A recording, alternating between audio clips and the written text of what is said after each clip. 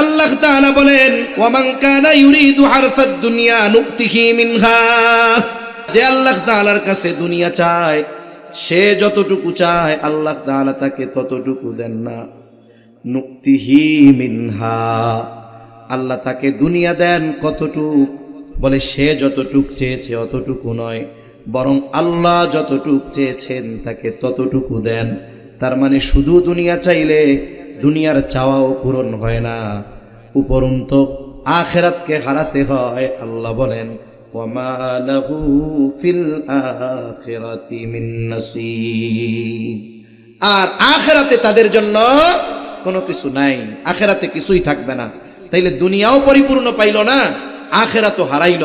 তাহলে যারা জাগতিক স্বার্থকে প্রাধান্য দিয়ে অহংকার আর অধ্যত্ততা প্রদর্শন করে আখিরাত বিমুখ হয়, বলেন এরা দুনিয়াতেও কি লাভবান হতে পারে? কশিন কালেও পারে নাই, পারবে না। এজন্য আল্লাহ তাআলা বলেন বি'সা মাশতারাউ বিহি আনফুসাহুম আন ইয়াকফুরু বিমা আনজালাল্লাহু বাগয়ান আন ইউনাজ্জিলাল্লাহু মিন ফাদলিহি আলা মান ইয়াশাউ মিন ইবাদিহি ফাবাউ বিগযবিন আলা গযব ওয়ালিল কাফিরিনা আযাবুম মুহিন।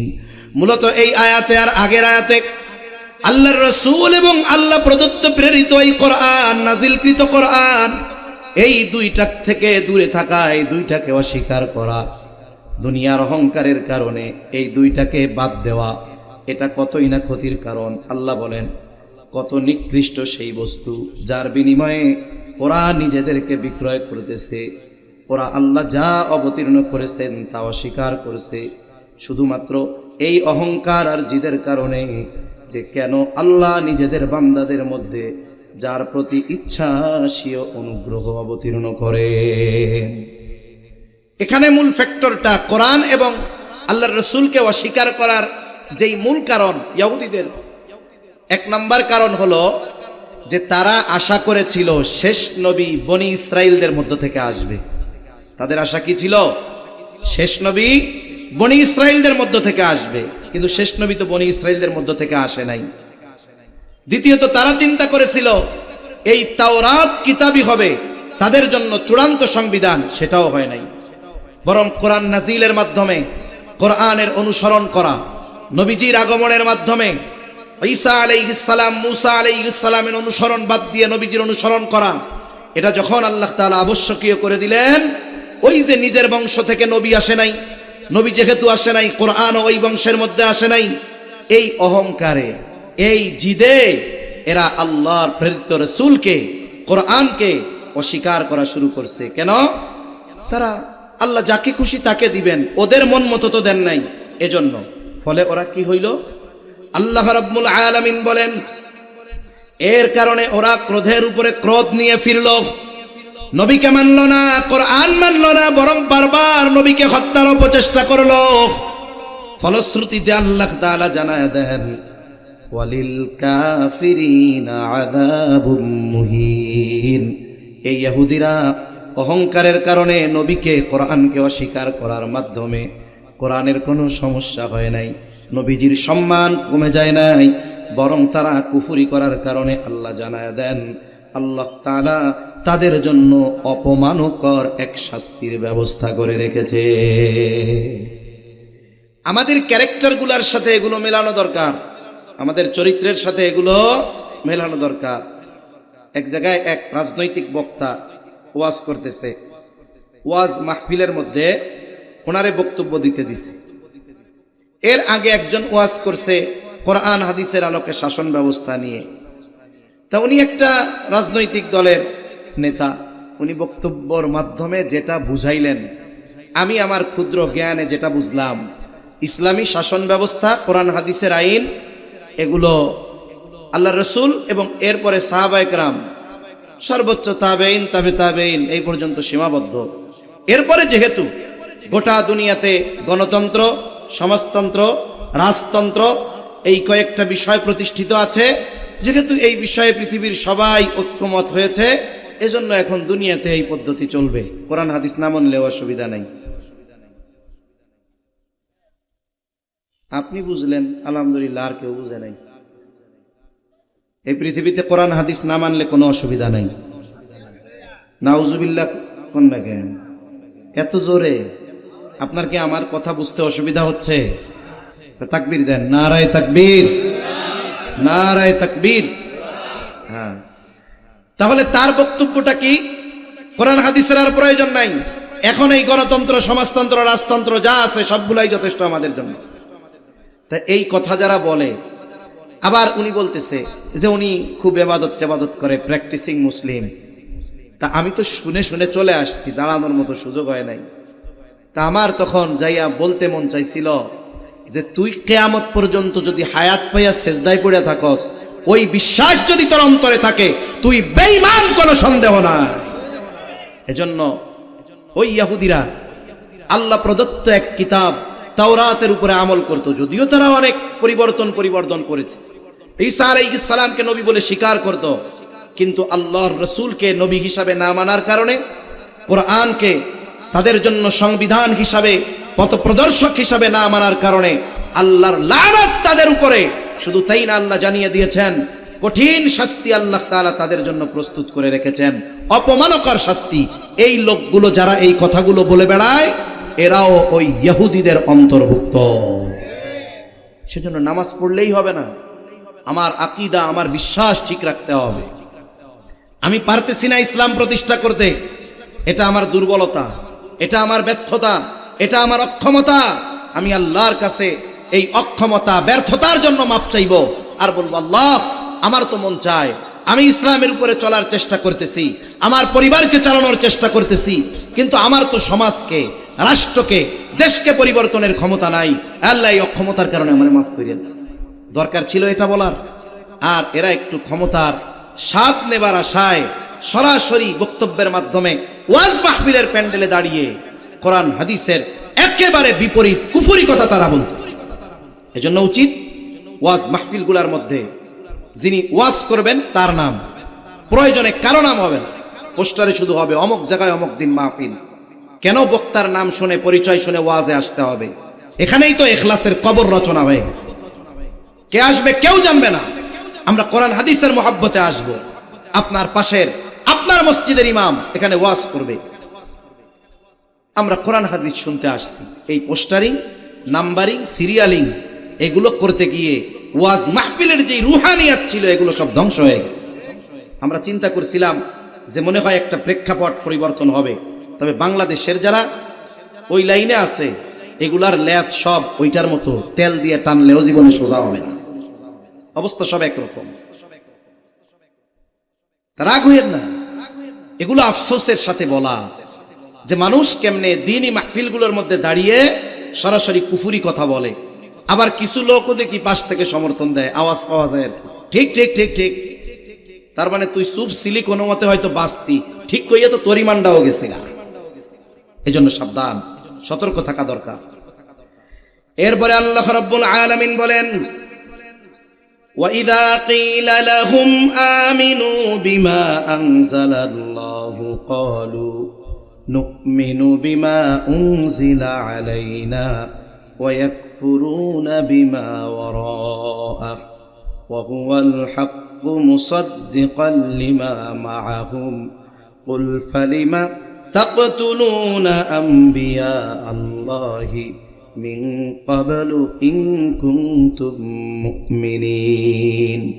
এই আয়াতে মূলত আল্লাহ রাব্বুল আলামিন তাদের একটা দ্বিমুখী আচরণের বিষয়টা উন্মোচন করেছেন।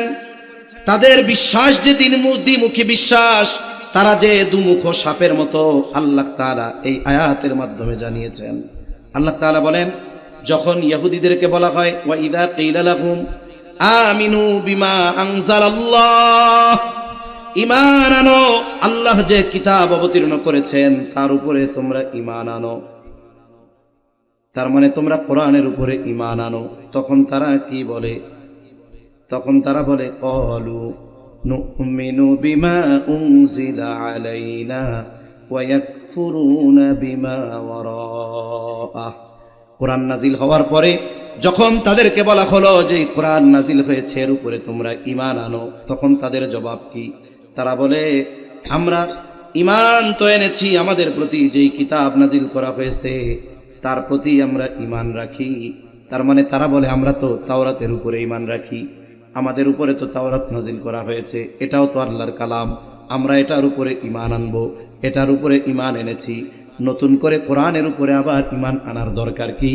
বলে এই কথার দ্বারা তারা কোরআনকে অস্বীকার করে। আল্লাহ রাব্বুল আলামিন বলেন ওয়ায়াকফুরুনা বিমা ওয়ারাআহ, আল্লাহ সুবহানাহু ওয়া তাআলা জানায় দেন ওই তাওরাত ছাড়া যা রয়েছে তা তারা অস্বীকার করে। তার মানে এর আগে তারা ইনজিলকে অস্বীকার করেছে, কোরআন নাজিল হওয়ার পরে তারা কোরআনকে অস্বীকার করেছে। এখন এই তাওরাত, এই ইনজিল, এগুলাও কিন্তু কোরআন আর ইনজিল এটাও কিন্তু তাওরাতের সত্যায়নকারী। আল্লাহ তাআলা বলেন ওয়াহুয়াল হাক্কু মুসাদ্দিকাল লিমা মাআহুম, অথচ আল্লাহ তাআলা বলেন তা সত্য, তাদের নিকটে যে কিতাব রয়েছে আছে তার সমর্থনকারী। তার মানে আল্লাহ তাআলা ইনজিল নাজিল করেছেন, কোরআন নাজিল করেছেন, এগুলাও মূলত তাওরাতের সত্যায়নকারী ছিল। তাওরাত আল্লাহর কিতাব, এটার সত্যায়ন কোরআন করেছে। তবে যখন শেষ নবীর আগমন ঘটছে ওরাও জানতো শেষ নবী যখন আসবে, শেষ নবীর প্রতি যেই কিতাব নাজিল হবে ওটাই হবে চূড়ান্ত। ওইটা নাজিল হওয়ার পরে এর আগে যত শরিয়ত আছে, যত বিধিবিধান আছে, আল্লাহ তাআলা যেগুলো চান সেগুলোকে পরিবর্ধন করে শেষ নবী এবং তার উপরে নাজিলকৃত কিতাবের আলোকে এক এমন পূর্ণাঙ্গ শরীয়ত আল্লাহ দিবেন যার উপরে ঈমান আনা গোটা বিশ্ববাসীর উপরে জরুরি হয়ে যাবে। এজন্য একদিন হযরত ওমর রাদিয়াল্লাহু তাআলা আনহু তাওরাতের একটা কপি পড়তেছিলেন। নবীজি জিজ্ঞাসা করেছেন কিভাবে এটা পড়ো কেন? ভালো ভালো কিছু কথা আছে। নবীজি সাল্লাল্লাহু আলাইহি ওয়াসাল্লাম তখন বললেন, ওমর, আজকে যদি নবী মূসা বেঁচে থাকতো তাহলে তারও আমার শরীয়তের অনুসরণ করা লাগতো। সুবহানাল্লাহ। মূসা আলাইহিস সালামের উম্মত এটা জানতো শেষ নবী আসবে, ওখানেই চূড়ান্ত হবে। তবে অহংকার কি? কোরআন আর রাসূলকে অস্বীকার করার কারণ কি? যে কোরআন আর রাসূল তাদের বংশ থেকে আসে নাই, নবী যেহেতু তাদের বংশ থেকে আসে নাই, এই জন্য অহংকারের কারণে তারা নবীজিকে অস্বীকার করত। এরপরে আল্লাহ রাব্বুল আলামিন তাদেরকে বলেন, নবী আপনি বলে দেন, কুল ফালিমা তাকতুলুনা আমবিয়া আল্লাহি মিন ক্বাবলু ইন কুনতুম মুমিনিন। তোমরা যে এত ঈমানদার বলে দাবি করতেছ যে আমাদের উপরে যা আছে তার উপরে আমরা ঈমান এনেছি, অতীতের নবী রাসূলগণকেও তোমরা মানো এই ঘোষণা দিচ্ছ, তবে তোমরা শুনে নাও, তবে কেন এর পূর্বে আল্লাহর নবীগণকে তোমরা হত্যা করেছ? যদি তোমরা ঈমানদার হয়ে থাকো এর জবাব দাও। এরা জাকারিয়া আলাইহিস সালামকে হত্যা করেছে, ইয়াহইয়া আলাইহিস সালামকে হত্যা করেছে। ঈসা আলাইহিস সালাম যখন তাদের ভ্রান্তি, তাদের পাপাচার, তাদের এই ঐশী বিধানের বিকৃতির ব্যাপারে তাদেরকে সাবধান করেছেন, তারা ঈসা আলাইহিস সালাতু ওয়াস সালামকে হত্যার অপচেষ্টা করেছে। শুধু তাই নয়, তারা যে কোরআন নাজিল হওয়ার পরে বলে যে আমরা তাওরাতের উপরে ঈমান এনেছি, মূসা আলাইহিস সালামের পূর্ণাঙ্গ অনুসরণ করি, কিন্তু মূসা আলাইহিস সালাম যখন দুনিয়ায় ছিলেন তখন কি তারা মূসা আলাইহিস সালামের পূর্ণ অনুসরণ করছে? করে নাই। আল্লাহ ওই চিটিংবাজির কথা স্মরণ করায় দিচ্ছেন যে এখন বলতেছ যে আমাদের উপরে যেই কিতাব নাজিল হয়েছে এটার উপরে আমরা যথাযথভাবে ঈমান এনেছি, অথচ মূসা আলাইহিস সালামকে যখন আমি তাওরাত দিয়েছিলাম, কত মুআজিজা দিয়েছিলাম, তখন সামান্য যখন কয়েক দিনের জন্য তুর পর্বতে গেছে আর তোমরা একটা বাছুররে তোমাদের উপাস্য বানায় নিছো, আর এখন বলতেছ যে আমরা আমাদের উপরে নাজিলকৃত কিতাবের উপরে ঈমান এনেছি। এটা বলার মাধ্যমে কোরআনকে অস্বীকার করতেছ, মুহাম্মাদুর রাসূলুল্লাহকে অস্বীকার করতেছ। আল্লাহ সেই কথা স্মরণ করায় দিচ্ছেন তাদের। আল্লাহ তাআলা বলেন, ওয়ালাকাদ জাআকুম মূসা বিল বাইয়িনাতি সুম্মা ইত্তাখাযতুমুল ইজলা মিন বাদিহি ওয়া আনতুম যালিমুন। আল্লাহ তাআলা বলেন, আর মূসা আলাইহিস সালাম তোমাদের নিকট সুস্পষ্ট মুআজিজা সমূহ নিয়ে এসেছিলেন, তবুও তোমরা তারপর বাছুরকে তোমাদের ইবাদতের উপাস্য বানায় নিয়েছো। বস্তুত তোমরা জালেম। বলে মূসা আলাইহিস সালাতু ওয়াস সালাম, আল্লাহ তাআলা কত মুআজিজা ওনাকে দান করেছেন, একের পর এক বলতে গেলে রাত পার হয়ে যাবে। মূসা আলাইহিস সালামকে আল্লাহ মুআজিজা দান করেছে, ওই যে মিশর থেকে যখন ফেরাউনের জুলুম থেকে নিষ্কৃতি পাওয়ার জন্য আল্লাহ তাআলা আদেশ করলেন, পয়গম্বর মূসা আপনি বনি ইসরাইলদেরকে নিয়ে মিশর ছেড়ে চলে যান। কোন পথে যাবে, কোন দিকে যাবে, নিজ সিদ্ধান্তে পয়গম্বর মূসা রওনা হন নাই, বরং কোন পথে কোন দিক দিয়ে যাবে সমস্ত পথ নির্দেশনা যিনি দিয়েছেন তিনি কে? আরো জোরে বলেন কে? কালকে আর জোরে বলা লাগবে না, আজকে আর একটু জোরে কোন কে? আরো জোরে বলেন কে? এই মিয়া, আল্লাহর কথা, আল্লাহর আওয়াজ, আল্লাহর নামের আওয়াজ এত আস্তে হইলে হবে নাকি? নাকি গলা ঠিক রাখতেছেন যে হুজুর ফেব্রুয়ারি মশাই? এখন যদি অসুস্থ হয়ে যায় তাইলে মিছিল দিমু কেমনে? জোরে বলেন, নির্দেশ দিছে কে? আল্লাহ নির্দেশিত পথে মূসা আলাইহিস সালাম রওনা হয়ে গেছেন। লোহিত সাগরের পাড়ে পৌঁছায় গেছে। ইতিমধ্যে খবর চলে গেছে, ও ফেরাউন, তোমার শত্রু মূসা বনি ইসরাইলদেরকে নিয়ে মিশরে ছেড়ে চলে যায়। শত্রু হাত ছাড়া হয়ে গেল। তাফসীরের মধ্যে আসছে 6 লক্ষ সশস্ত্র সৈন্য নিয়ে ফেরাউন মূসা আলাইহিস সালাম আর বনি ইসরাইলদেরকে ঘিরে ধরছে। 3 দিক দিয়া ঘিরে ধরছে। একদিকে সমুদ্র, বনি ইসরাইলেরা ভীত সন্ত্রস্ত হয়ে গেছে। তারা বলতেছে, ইন্না লামুদরাকুন, ও মূসা আমরা ধরা পড়ে গিয়েছি। এখনো ধরা পড়ে নাই। শত্রু বাহিনী এমন সিস্টেমে আসতেছে, ধরা পড়া ছাড়া উপায় নাই। হয়তো ওদের তরবারির আঘাতে মরতে হবে, নাইলে সমুদ্রের মধ্যে হাবুডুবু খেয়ে মরতে হবে। যুদ্ধ করার অস্ত্র নাই, পার হওয়ার কোনো বাহন নাই। তাহলে ধরা পড়তে আর বাকি আছে নাকি? আসন্ন বিপদের ভয়াবহতাকে অনুধাবন করে তারা বলতেছে, ইন্না লামুদরাকুন, আমরা অবশ্যই ধরা পড়ে গেছি, আর বাঁচার উপায় নাই। এই পথে তো মূসা আলাইহিস সালাম নিজে আসেন নাই, আসতে বলছে কে? এবার একটু জোরে কইয়েন, আরো জোরে বলেন কে? মূসা আলাইহিস সালাম সেই জন্য জবাব দেন, ক্বালা কাল্লা ইন্না মাইয়া রাব্বি সায়াহদিন। মূসা আলাইহিস সালাম বলেন, কাল্লা, কখনোই নয়। শত্রু যত নিকটে হোক না কেন ধরা আমরা পড়ব না। বনি ইসরাইলের অভ্যাস ছিল, বারবার খালি প্রশ্ন করত, এরপরে প্রশ্ন করার কোনো সুযোগ রাখেন নাই পয়গম্বর মূসা। আগত অনাগত সম্ভবত সব ধরনের প্রশ্নের জবাব দিয়ে বলেন, ধরা পড়ব না। এর একমাত্র কারণ, ইন্না মাইয়া রাব্বি, ওদের সাথে যা থাকে থাক, আমার সাথে আছে কে? সায়াহদিন, এখনই তিনি পথ দেখায় দিবেন। সমুদ্র সামনে, তাতে কি আসে যায়? আল্লাহ তাআলা বলেন, পথ দেখায় দিলাম। ফাআওহাইনা ইলা মূসা আন ইদরিব বিআসাকাল বাহর ফানফালাকা ফাকানা কুল্লু ফিরকিন কাত-তাউদিল আযীম। আল্লাহ তাআলা বলেন, আমি মূসা আলাইহিস সালামের কাছে প্রত্যাদেশ প্রেরণ করলাম, ওহী পাঠাইলাম। ও পয়গম্বর মূসা, আপনি লাঠি দিয়ে সাগরের উপরে আঘাত করেন, বাড়ি মারেন। মূসা আলাইহিস সালাম সাথে সাথে লাঠি দিয়ে সাগরের উপরে আঘাত করলেন। আনিদ্রিব বিআসাকাল বাহর, বাড়ি মারতে দেরি আল্লাহ তাআলা জানায় দেন, ফানফালাকা ফাকানা কুল্লু ফিরকিন কাত-তাউদিল আযীম। সমুদ্র ফেটে 2 ভাগে বিভক্ত হয়ে গেল। 2টা পার্ট 2 দিকে সরে গেল। পাহাড় সাদৃশ্য উঁচু দেয়ালের মতো হয়ে গেল। মধ্য দিয়ে বনি ইসরাইলের 12টা গোত্রের জন্য আল্লাহ তাআলা মুহূর্তের মধ্যে শুকনা ঠনঠনা 12টা রাস্তা বানায় দিলেন। এই যে মূসা আলাইহিস সালামের মুজিজা, লাঠির আঘাতে রাস্তা বানায় দিছে আল্লাহ। ফেরাউনের সামনে গেছে, সারা দেশের বড় বড় জাদুকর হাজির। মূসা আলাইহিস সালাম লাঠিটা ছাড়ছে, জাদুকরেরা চোখের ভেলকি দিয়া যত সাপ বানাইছে মুহূর্তের মধ্যে গ্রাস করে ফেলছে। শুধু তাই না, কোন কোন তাফসীর আছে মূসা আলাইহিস সালামের লাঠি আজীব এক লাঠি।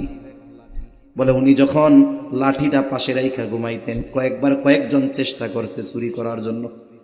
আল্লাহ তাআলা তখন লাঠির জবান খুলে দিতেন, আর ভয়ের ঠেলায় ওরা পালায় চলে যেত। কিরে, লাঠি কথা কয়? এই যে লাঠির মুআজিজা আল্লাহ দান করেছেন, আগুনের প্রয়োজন যদি হতো, মুসা আলাইহিস সালাতু ওয়াস সালাম যখন তিনি বগলের তলে হাত দিতেন, হাতটা আগুনের মতো একেবারে শুভ্র উজ্জ্বল হয়ে যাইত। বিভিন্ন ধরনের মুআজিজা আল্লাহ দান করেছিলেন। এই জন্য আল্লাহ বলেন, ওয়ালাকাদ জাআকুম মূসা বিল বাইনাত, আর মূসা আলাইহিস সালাম তোমাদের নিকট সুস্পষ্ট মুআজিজা সমূহ নিয়ে আসছিলেন। এগুলো তোমরা সব দেখছো, সমুদ্রের মধ্য দিয়ে রাস্তা দেখছো, সমুদ্র পাড়ি দিয়া গেছো, ফেরাউনের মৃত্যু তোমরা সচক্ষে অবলোকন করেছ। তোমাদের খাবারের ব্যবস্থা নাই, আসমান হতে মান্না সালওয়ার ব্যবস্থা করা হয়েছে। মূসা আলাইহিস সালামের মুআজিজা তোমরা বলেছো, পয়গম্বর মূসা, মিশরে তো আমাদের মাথার উপরে ছাদ ছিল, রোদ থেকে বাঁচতাম, বৃষ্টি থেকে বাঁচতাম। আল্লাহ তাআলা তোমাদের জন্য মেঘমালাকে ছাদ বানায় দিয়েছে। এত মুআজিজা তোমরা প্রত্যক্ষ করেছো, দেখেছো। এরপরেও কি হইল? আমি যখন পয়গম্বর মূসাকে তাওরাত দেওয়ার জন্য তুর পর্বতে আসতে বললাম, তুর পর্বতে যখন নিয়ে আসলাম, তোমরা কত বড় অকৃতজ্ঞ, তোমরা কত বড় জালেম। আসমানি খাবার খাবার পরেও, আল্লাহ তাআলার এত নিদর্শন দেখার পরেও, পয়গম্বর মূসার মুআজিজা সমূহ দেখার পরেও, মাত্র 40 দিনের জন্য যখন তিনি তুর পর্বতে গেছেন, তোমাদের জন্য আল্লাহ প্রদত্ত এক কিতাব আনার জন্য তোমরা জালেম, ওই অল্প সময়ের মধ্যে তোমরা একটা বাছুরকে নিজেদের উপাস্য বানায় নিছ। আল্লাহ ওই যে স্মরণ করায় দিচ্ছে, তোরা কইতাছস যে আমাকে উপরে কোরআন কিতাব নাজিল হইছে, আমরা এটার উপরে ঈমান আনি। তোরা তো সেই জাতি, 40 দিন মূসা আলাইহিস সালাম ছিল না, এত মুআজিজা দেখার পরেও তোরা মূসা আলাইহিস সালামকে অস্বীকার করেছিস। তার মানে এখন বুঝাও যে আমরা পাক্কা ঈমানদার, চিটিংবাজ কোথাকার। এই চরিত্রের লোক সমাজে আছে না নাই? অনেক পাবেন সামনে, আরো আশা করি। ওনার ঈমান আপনাদের ইমামের চাইতে বেশি হয়ে যাবে, ওনাদের ঈমান আপনাদের এলাকার বড় বুজুর্গ আলেমের চাইতে বেশি হয়ে যাবে। এইরকম ইহুদিদের চরিত্রের লোক সমাজে আছে না নাই? অভাব। আল্লাহ এই ধরনের দুমুখ শব্দের থেকে জাতিকে হেফাজত করেন। জবান খুলে বলি আমিন। আল্লাহ তাআলা এইবার তাদেরকে ওই ওয়াদাগুলোর কথা স্মরণ করায় দিলেন। কোন ওয়াদা? আমার আগে হযরত বনি ইসরাইলদের থেকে যেই ওয়াদারগুলো কথা স্মরণ করায় দিয়েছেন, আলোচনা করেছেন। ওয়াদা নিছিলেন আল্লাহ কেমনে? বলে, তুর পাহাড় তখন তাদের মাথার উপরে ছিল। ওরা চিন্তা করছে, এখন যদি আমি কথা মাইনা না নেই, তাইলে তো পাহাড় ছাইড়া দিব। পাহাড় ছাইড়া দিলে বাঁচার উপায় আছে নাকি? জোরে বলেন, আছে নাকি? অনেক সময় আছে, অনেক মানুষ মুখ দিয়ে অনেক কিছু বলে, কিন্তু অন্তরে আসলে ওইটার বিপরীত। আছে না নাই? আছে। মিছিল দেয় কোরআন হাদিসের আলো, ঘরে ঘরে জ্বালো, কিন্তু নিজের জীবনে জ্বালতে চায় না, জায়গা মতো জ্বালতে চায় না। এমন লোক আছে না নাই? বহুত আছে। একটা গল্প শোনাই আপনাদের, কষ্ট হইতেছে নাকি? আমি বুঝি অনেক সময় এই ধরনের আলোচনাগুলো, কোরআনুল কারীম হলো এমন, আমি যে আপনাদের সংক্ষেপে কথাগুলো বলার চেষ্টা করতেছি, আসলে এত সংক্ষেপে বলার উপায় এগুলা নাই। 2 পৃষ্ঠার তাফসীর 5 দিন করা দরকার কমপক্ষে, তাইলে আনুষঙ্গিক বিষয়গুলো এনে সব কথাগুলো বোঝানো সহজ হইত। তা মূল কিছু কথা বলতেছি, মনে হচ্ছে যে এই জায়গার একটা ওই জায়গার একটা, তবে ইনশাআল্লাহ শেষে আমি পুরো কথাগুলোকে একটা ছোট্ট প্যাকেজ আকারে আপনাদের জেনে ঢেলে দেওয়ার চেষ্টা করব। তা ওদের থেকে যখন স্বীকৃতি নেওয়া হয়েছে, ওরা স্বীকৃতি দিছে মুখে, কিন্তু অন্তরে স্বীকৃতি দেয় নাই। আমাদের বাংলাদেশের এক বড় আলেম, উনি একবার ডাকাতির খপ্পরে পড়ছে। ডাকাতরা ওনার সব জিনিসপত্র নিয়ে গেছে, মোবাইল, টাকা পয়সা সব নিছে, এবং সেই আলেমকে ডাকাতরা চিনতে পারছে। লাস্টে গাড়ির ক্ষতি টতি করে নাই, টাকা পয়সা মোবাইল টোবাইল সব নিয়ে গেছে না। যাওয়ার সময় ডাকাতরা হাতে তো অস্ত্র টস্ত্র আছে, হুজুর রে খুব কাকতি মিনতির সাথে বলে, হুজুর আমাদেরকে মাফ করে দিয়েন হুজুর। আর একজন বলছে, হুজুর মাফ করছেন তো? বলেন তো, এই টাইমে যদি হুজুর কয় না মাফ করি নাই, বিপদ আসেনি? জোরে কন আসেনি? বিপদ আছে। উনি তখন মুখে কইছে, হ্যাঁ মাফ করে দিলাম। আসলে কি যে কামটা করছে এটা কি মাফ করার মতো? কেন কওয়া লাগছে? যেন আহত না হইতে হয়। বনি ইসরাইল ওই সময় ওই যে যখন ওয়াদাগুলো নিছে, আগের আয়াতে আগের রুকুতে আব্দুল মান্নান কাসেমি হাফিজাউল্লাহ খুবই গুরুত্বপূর্ণ আলোচনা করছেন সুন্দরভাবে, অনেক সুন্দর, আমার শুনতে ভালো লাগতেছিল। বিষয়গুলো বলতেছে, এই বিষয়গুলোর ব্যাপারে ওয়াদা নিছে, তখন মাথার উপরে ছিল তুর পাহাড়।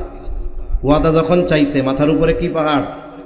ওরা চিন্তা করছে পরে যা করি করলাম, মনে যা আছে থাক, আগে কই যে হা আল্লাহ এগুলোর ব্যাপারে ওয়াদা করলাম।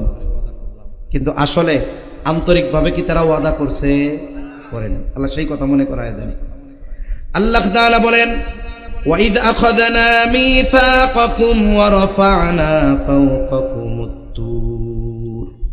আল্লাহ তাআলা বলেন, যখন আমি তোমাদের থেকে অঙ্গীকার নিয়েছিলাম এবং তোমাদের উপরে তুর পর্বতকে তুলে ধরেছিলাম, সাথে সাথে এই কথা বলেছিলাম, খুযু মা আতাইনাকুম বিকুওয়াতিন ওয়াসমাউ। আল্লাহ তাআলা বলেন, আমি তোমাদের থেকে এই ওয়াদা নিয়েছিলাম, আমি তোমাদের যা দিলাম তা দৃঢ়ভাবে ধরো ও শোনো।